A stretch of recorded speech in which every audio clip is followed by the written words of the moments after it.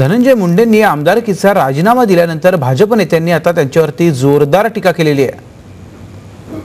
गोष्टींमध्ये घडल्या की ज्या गोष्टीत सगळ्यात महत्त्वाचा जो विश्वास असतो तो विश्वास असं वाटलं की आपल्यावर राहिला नाही आणि मग एखाद्या नेतृत्वाचा आपल्यावर विश्वासच नाही असं ज्यावेळेस वाटतं त्यावेळेस मग आपल्याला निर्णय करावा लागतो। अजित पवार यांनी ही खेळ खेळण्याचा प्रयत्न केलाय आणि अजित पवारांना असं वाटतं की आज ज्यावेळेस मुंडे साहेबांना एक इलेक्शन कमिशनची नोटीस दिली आहे अशा परिस्थितीत हा राजीनामा आपण जर घेतला तर मतदारसंघात फार काहीतरी आपण गोपीनाथराव मुंडेंना खिंडीत पकडलाय अशा प्रकारची भावना होईल। पण मला असं वाटतं की हे अत्यंत चुकीचा त्यांचा हा समज आहे।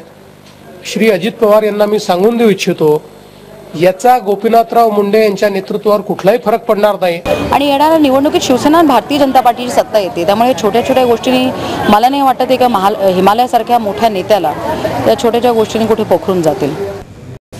दिनमानमध्ये घेऊयात एक ब्रेक। पात्रा TV9।